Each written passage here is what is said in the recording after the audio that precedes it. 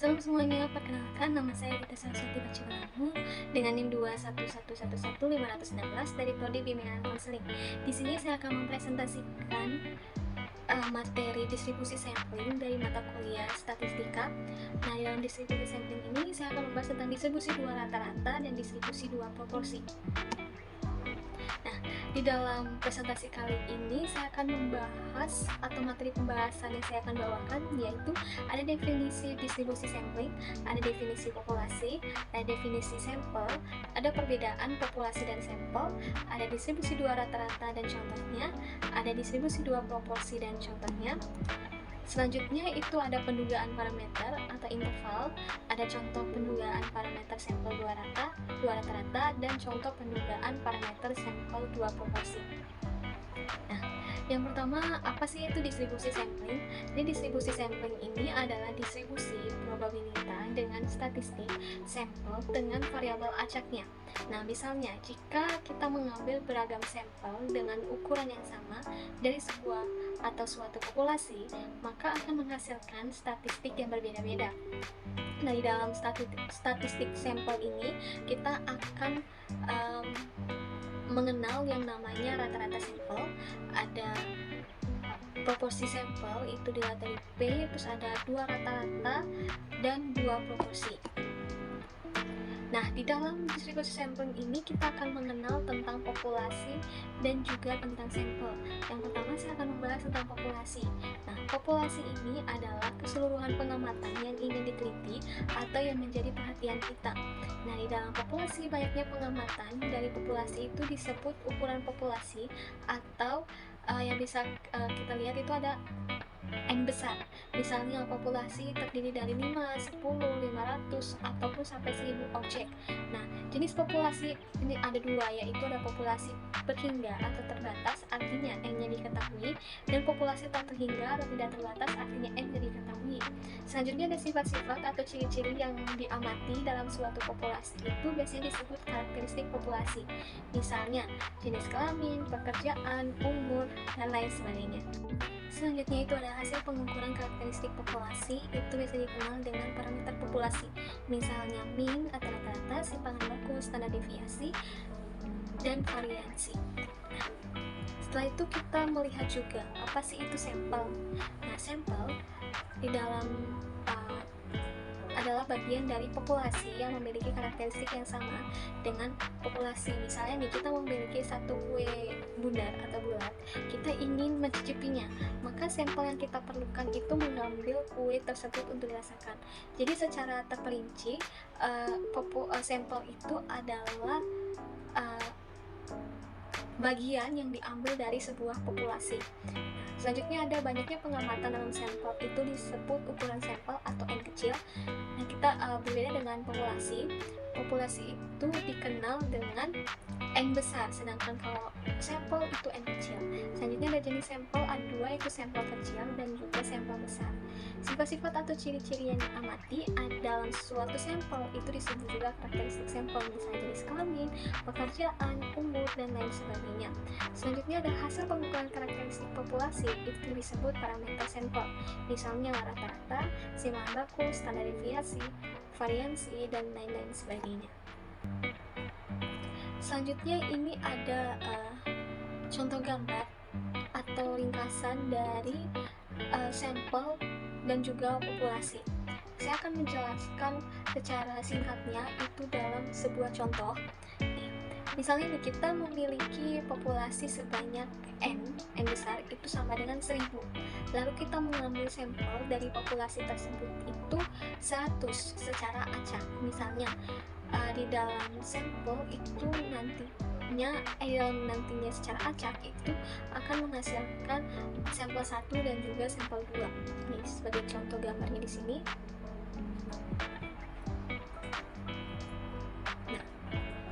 Ini dia, ada sampel acak 1, sampel acak 2 sampai ke sampel acak yang nantinya kita akan cari.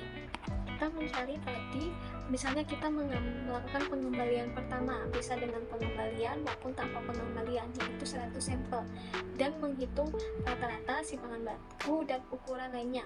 Misalnya kita sudah menemukan simpangan bakunya pada sampel pertama, dengan menghitung statistikanya, yaitu sudah mendapatkan X1 dan juga sampel pertama. Kemudian sampel yang sudah kita hitung sebelumnya, itu dikembalikan lagi ke populasi, lalu diacak kembali dengan mengambil 100 sampel lagi. Dari semua selanjutnya ketemulah sampel yang kedua, yaitu X2 dan juga sampel 2 sampai kita melakukan pengacakan tersebut sampai sampel ke N, yaitu sebanyak 100. Dari data X1 sampai nanti data X100 akan membentuk sebuah distribusi. Disinilah nanti disebut distribusi statistik yang dikenal dengan distribusi sampling. Ini sampling yang kita ambil secara acak sebanyak 100, maka akan terkumpul statistik dari sampel acak, yang dimana akan terbentuk juga variabel acaknya.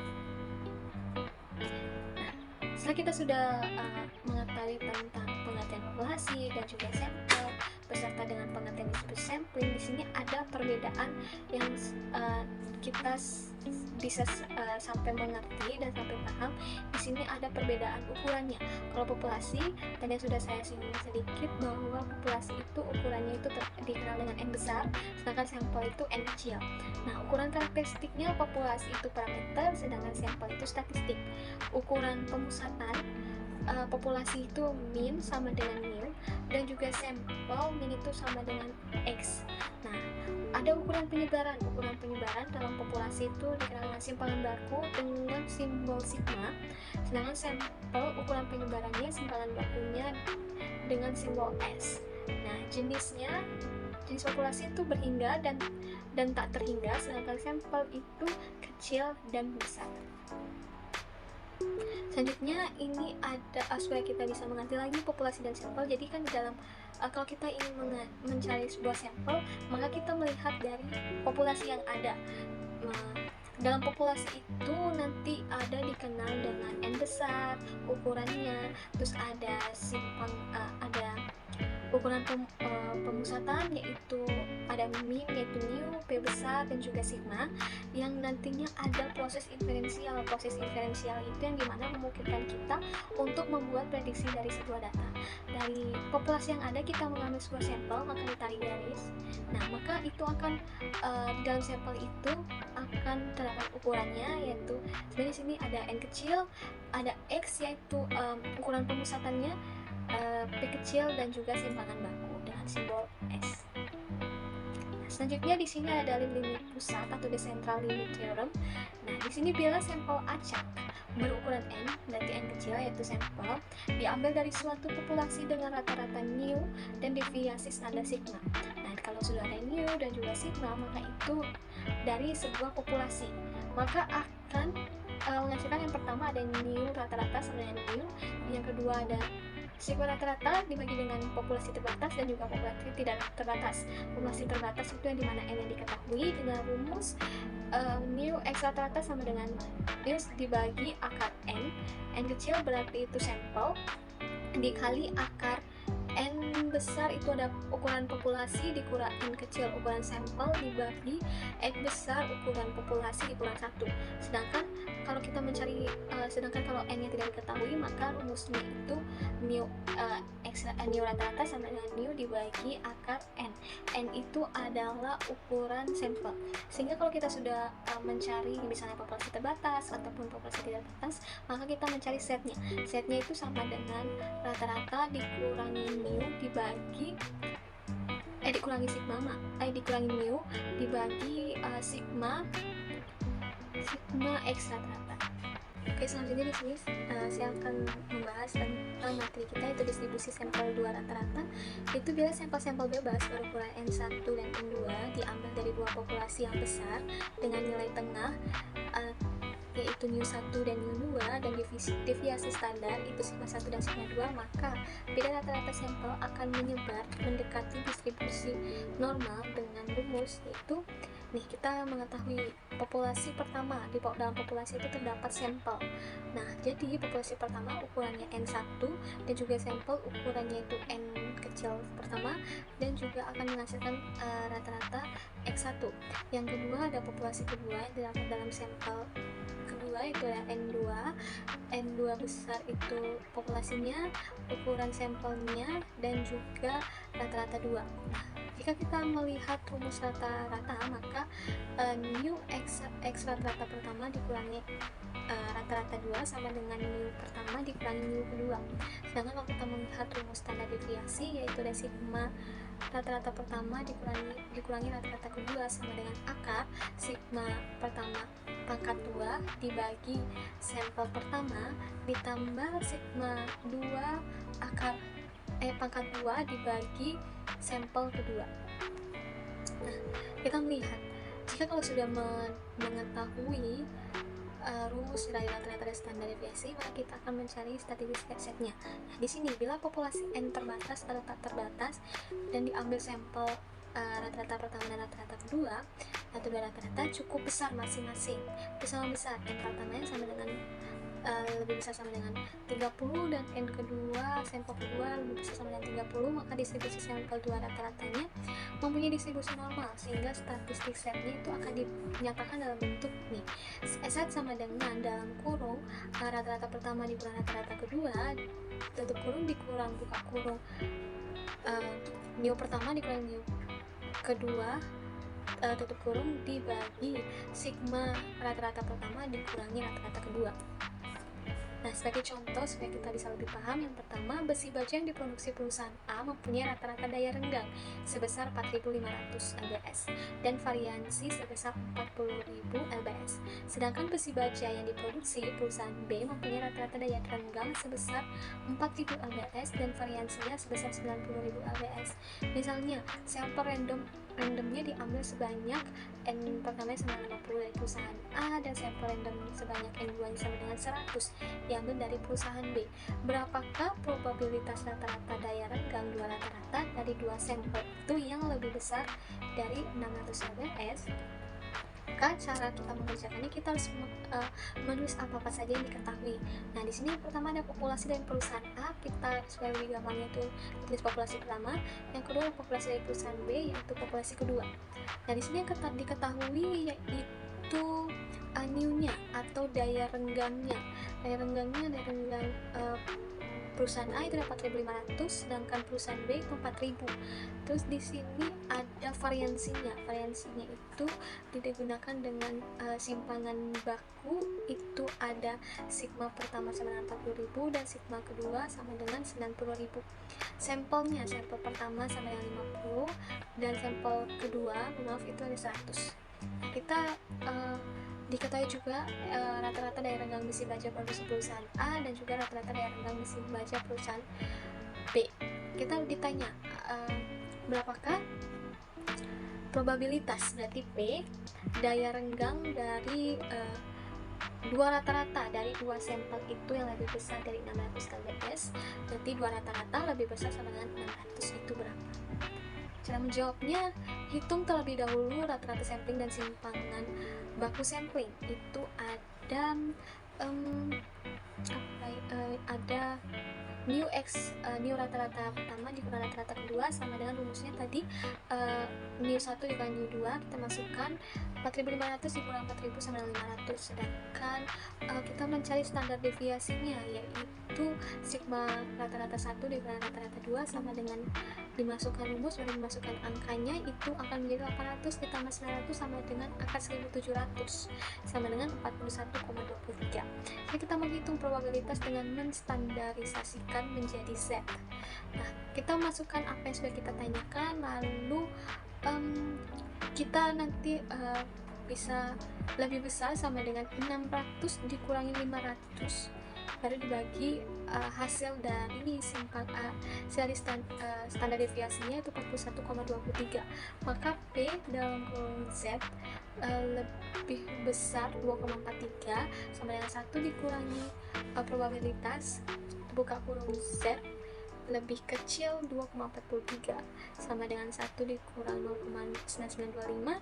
0,9925 kita cari di dalam tabel yang di samping, yaitu dengan hasil 0,0075. Jadi probabilitas rata-rata daya renggang dua sampel tersebut yang lebih besar dari 600 lbs adalah 0,0075 atau dalam bentuk persennya yaitu 0,75. Selanjutnya kita melihat distribusi sampling dua proporsi. Bila proporsi pertama dan proporsi kedua menyatakan dua proporsi peristiwa sukses yang diperoleh dua sampel acak yang diambil dari dua populasi yang mempunyai distribusi binom dan probabilitas sukses masing-masing P1 dan P2, dan ada probabilitas gagalnya Q1 dan Q2, maka proporsi pertama dengan dikurang proporsi kedua akan menyebar normal dengan rumus seperti ini. Dalam populasi pertama itu kita dapat N besar pertama dengan rata-rata pertama, lalu kita mendapat proporsi pertama dengan rumus rata-rata pertama dibagi populasi pertama. Selanjutnya jika kita melihat rata-rata proporsi pertama itu sama dengan X kecil, yaitu simpanan baku dibagi populasi pertama. Selanjutnya itu ada populasi kedua, itu sama juga N besar 2 sama dengan rata-rata 2, itu ada rumus proporsi 2 sama dengan X rata-rata kedua dibagi populasi kedua. Sedangkan kalau proporsi rata-rata sama dengan simpangan baku sampel kedua dibagi populasi kedua, maka dengan rumus rata-ratanya itu sama dengan mu rata-rata proporsi pertama dikurangi rata-rata proporsi kedua sama dengan P1 dikurangi P2. Standar deviasinya sigma rata-rata proporsi pertama dikurangi rata-rata proporsi kedua itu sama dengan akar probabilitas sukses atau proporsi sukses P1 dikali Q2 atau probabilitas atau proporsi gagal dibagi sampel pertama ditambah P2 Q2 dibagi sampel kedua. Nah, distribusi sampling dua proporsi. Bila populasi N terbatas atau tak terbatas dan diambil sampel P1 dan P2 cukup besar masing-masing, N1 lebih besar 30 dan N2 lebih besar 30, maka sampel dua rata-rata tersebut mempunyai distribusi normal, sehingga statistik setnya akan dinyatakan dalam bentuk seperti ini, dalam kurung rata-rata proporsi pertama dikurangi rata-rata proporsi kedua dikurangi proporsi pertama dikurangi proporsi kedua dibagi sigma rata-rata proporsi pertama dikurangi rata-rata proporsi kedua. Kita melihat contoh soalnya. Contoh soal distribusi sampling dua proporsi, misalnya 5% barang dari gudang timur cacat, sedangkan barang yang cacat di gudang barat sebanyak 10%. Bila diambil secara acak sebanyak 200 barang dari gudang timur dan 300 barang dari gudang barat, tentukanlah probabilitas presentasi barang yang cacat dalam gudang barat 2% lebih banyak dibandingkan gudang timur. Kita mengetahui dulu apa saja yang terdapat dalam soal, yaitu adalah populasi gudang barat, yaitu populasi kita lihat dari populasi pertama, selanjutnya ada populasi dari gudang timur, adalah populasi kedua. Nah, populasi pertama itu adalah 0,1 karena 10%, dan populasi keduanya ada 0,05, sedangkan sampel pertama ada 300 dan sampel keduanya sama dengan 200. Pertama itu proporsi barang yang cacat di gudang barat dalam sampel, P2 nya sama dengan proporsi barang yang cacat di gudang timur dalam sampel. Ditanya probabilitas proporsi barang yang cacat di gudang barat dikurangi proporsi barang yang cacat di gudang timur lebih besar 0,02 atau 2%, itu berapa?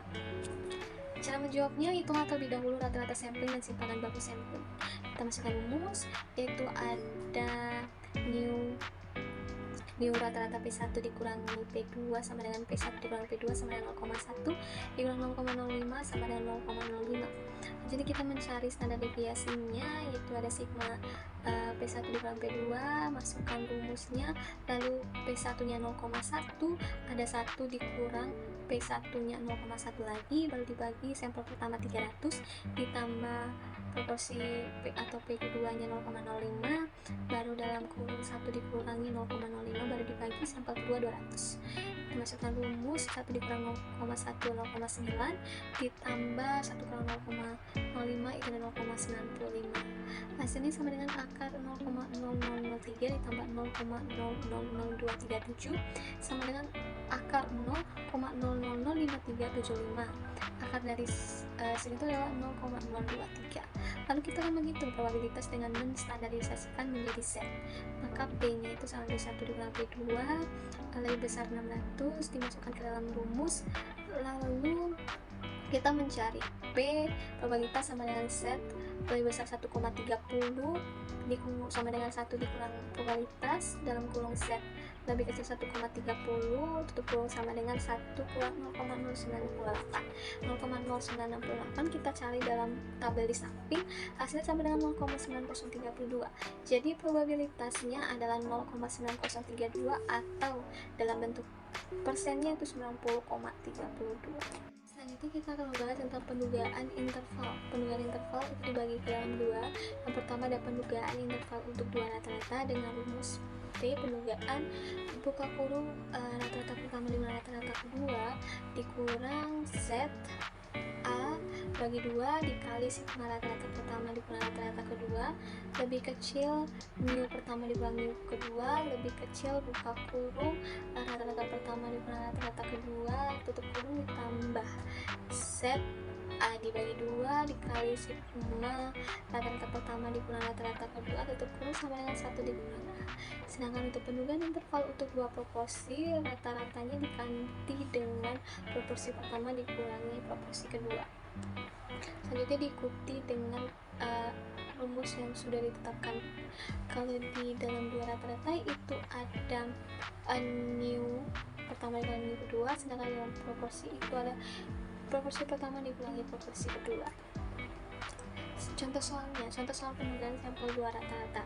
Ujian statistika diberikan kepada dua kelompok mahasiswa yaitu kelas A dan kelas B, di mana kelas A sebanyak 75 orang dan kelas B sebanyak 50 orang.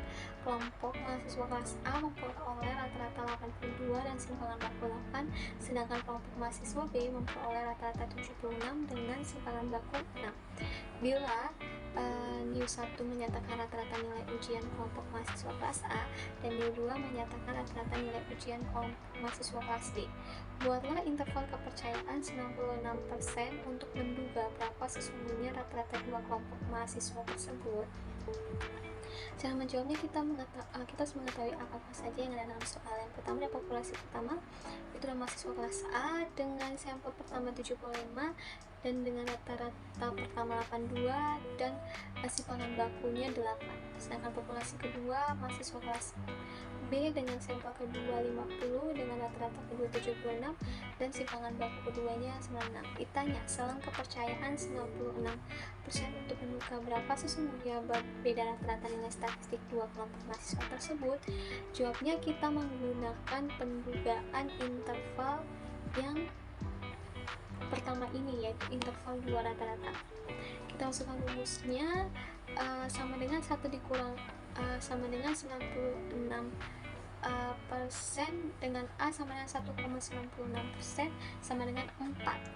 Nah, sedangkan A dibagi 2 sama dengan A nya 4%, dibagi 2 sama dengan 2% sama dengan 0,02. Nah, kita cara menghitungnya, kita menghitung rata-rata pertama dengan rata-rata kedua, lalu kita menghitung set A2 dan sigma rata-rata pertama dengan rata-rata kedua.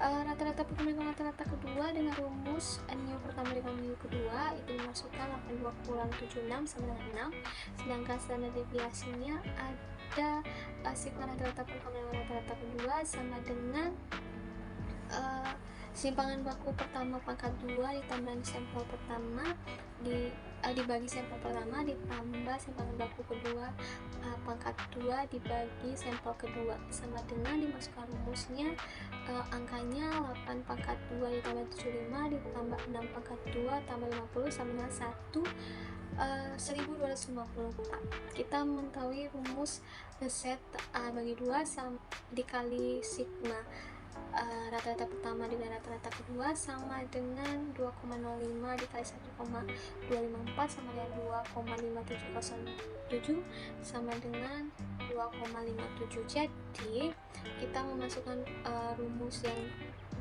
kita sudah mencari cara menjawab ini, kita sudah mengetahui 96%. Lalu pendugaannya X pertama dalam buka huruf 6 dikurang 2,57 lebih kecil new pertama dengan new kedua lebih kecil 6 tambah 2,57 sama dengan 96%. P nya sebenarnya 3,43 lebih kecil new pertama dengan new kedua lebih kecil 8,57 sama dengan 96%. Jadi kita percaya 96% itu bahwa nilai statistika dua kelompok mahasiswa tersebut adalah terletak antara 3,43 sampai dengan 8,57. Selanjutnya kita melihat contoh soal sampling dua proporsi. Suatu survei mengenai acara sinetron televisi dilakukan terhadap dua kelompok sampel. Sampel pertama ada ibu bekerja di luar sebanyak 500 orang, dan ketika mereka ditanya sebanyak 325 orang menyatakan suka menonton sinetron, sedangkan sampel kedua adalah ibu rumah tangga sebanyak 700 orang dan 400 orang menyatakan suka menonton sinetron. Buatlah interval kepercayaan 85% untuk menduga berapa sesungguhnya dua populasi yang menyukai sinetron tersebut. Kita mengetahui dulu populasi pertama itu kita dari ibu bekerja di luar dengan sampel pertama 500 dengan rata-rata pertama 325, dan populasi kedua itu adalah ibu rumah tangga dengan sampel kedua 700 dan dengan rata-rata kedua 400. Maka rata-rata proporsi pertama sama dengan X pertama dibagi sampel pertama sama dengan 325 dibagi 500 sama dengan 0,65. Sedangkan rata-rata proporsi kedua sama dengan X kedua dibagi sampel kedua sama dengan 400 dibagi 700 sama dengan 0,57. Lalu kita menjawab dengan rumus pendugaan interval dua proporsi. Maka A sama dengan 1 dikurang 85% sama dengan 15%, A dibagi 2 sama dengan A nya 15%, dibagi 2 sama dengan 7,5%, sama dengan hasil 0,075. Kita menghitung bahwa P1 proporsi pertama dikurang proporsi kedua, kita menghitung set A dibagi 2, dan kita menghitung sigma proporsi pertama dikurangi proporsi kedua. Kita menghitung yang pertama, proporsi pertama dikurangi proporsi kedua sama dengan 0,65 dikurang 0,57 sama dengan 0,08. Lalu kita menghitung sigma rata-rata proporsi pertama dikurangi proporsi kedua dengan rumus proporsi pertama buka kurung 1 dikurangi proporsi pertama tutup kurung dibagi sampel pertama ditambah proporsi kedua buka kurung 1 dikurangi proporsi kedua tutup kurung dibagi sampel kedua, dimasukkan rumusnya 0,65 buka kurung 1,065 dibagi 500 ditambah 0,57 1,057 dibagi 700 hasilnya 0,03. Kita menghitung set A bagi 2 dikali sigma P1 kurang P2 sama 1,44 dikali 0,03 sama dengan 0,0432 sama dengan 0,04. Jadi kita masukkan pendugaan interval dua proporsi sama dengan 85%. P nya pendugaannya sama dengan P pertama 0,08 dikurang P kedua 0,04, lalu lebih kecil proporsi pertama sama proporsi kedua lebih kecil 0,08 ditambah 0,04 90%. Jadi pendugaannya sama dengan 0,04 di lebih kecil P1 kurang P2 lebih kecil 0,08 ditambah 0,12 95%. Jadi kita percaya 85% bahwa dua proporsi yang menyukai sinetron tersebut adalah 4% hingga 12%. Sekian presentasi dari saya mengenai distribusi sampel, yaitu distribusi dua rata-rata maupun distribusi dua proporsi serta pendugaan interval. Mohon maaf jika ada salah kata. Terima kasih.